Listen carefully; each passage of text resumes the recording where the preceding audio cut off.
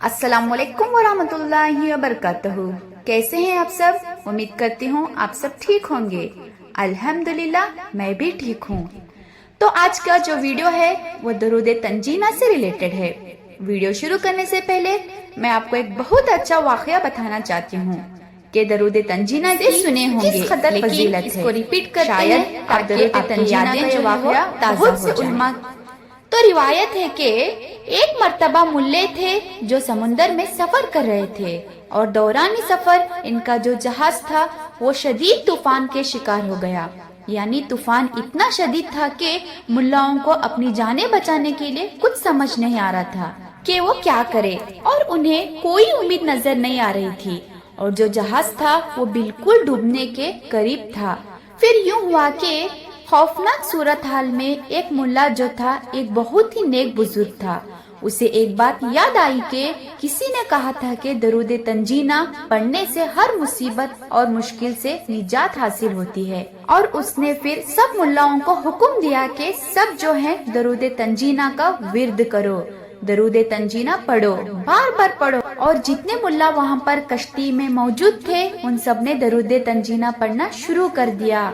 और फिर क्या हुआ, अल्लाह की रहमत से जल्द वो जो तूफान था वो सारा थम गया, कम हो गया और इनका जो जहाज था वो बाहिफाजत किनारे तक पहुंच गया। और इस वाकया के बाद हमें ये समझ में आता है कि जो दरूद तंजीना की तासीर है और उसकी जो बरकत है वो किस कदर है। यहाँ तक कि वो जो मुल्ला थे जितने भी उनका भी जो एक ईमान था अल्लाह ताला पर मजबूत हो गया और इसी तरह ये जो वाकया बहुत मशहूर हो गया।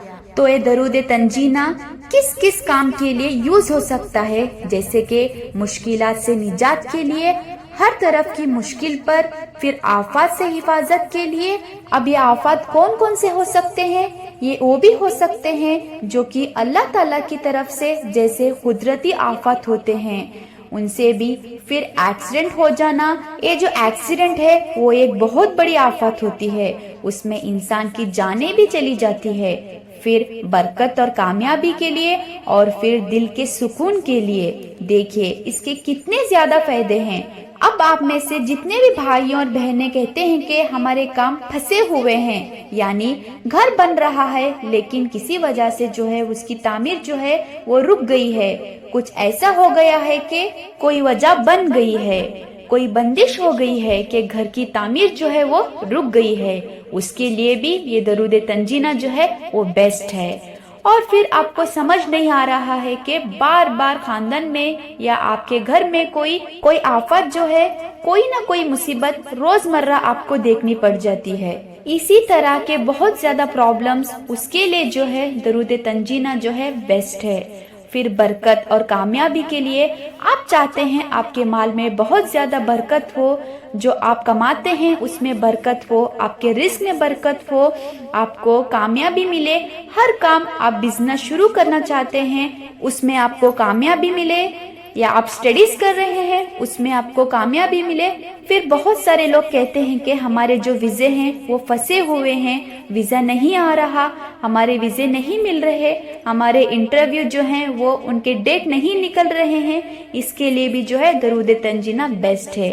देखिए मैं आपको कितने सारे इसके फायदे जो बता रही हूँ, तो आप काइंडली ये कीजिए कि वीडियो को एंड तक जरूर देखिएगा ताकि आपको ये पता चले कि दरूद तंजीना का खास अमल क्या है, वो आपने कैसे करना है, आपको कितने दिन तक करना है और आप किन किन हालतों में इसे कर सकते हैं। तो फर्स्ट ऑफ ऑल मैं यहाँ पर आपको ये बता दूं कि ये जो अमल है वो बेहद आसान है, बिल्कुल भी मुश्किल नहीं है, यहाँ पर आपको टाइम भी नहीं लगता और ये जो है सिर्फ 40 दिन यानी 40 डेज का अमल है। ये 40 डेज का अमल किन किन सूरतों के लिए है, जैसे कि कोई आफत आ जाती है, जैसे खुदा ना खास्ता अल्लाह ना करे किसी का एक्सीडेंट हो जाता है, इसके अलावा बड़ी बीमारी में मुब्तला हो गया हो, या कोई बड़ा काम फंसा हुआ हो, या घर से रिलेटेड हो या वीजे से रिलेटेड हो, उसके लिए आप 40 दिन का अमल करेंगे।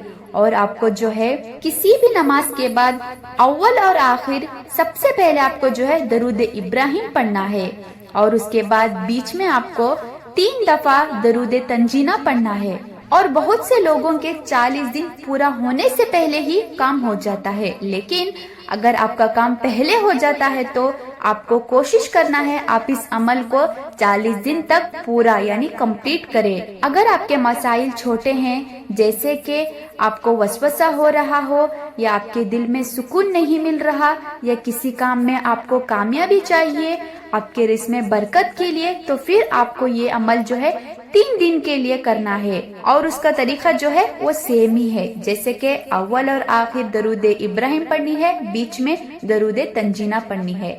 انشاءاللہ آپ کی ہر حاجات، پریشانی، جو بھی آپ کے مسائل ہو، انشاءاللہ پورے ہو جائیں گے۔ یہ جو ہے آپ کو پورے دل سے پڑھنی ہے، پورے خشوع اور خضوع کے ساتھ پڑھنی ہے۔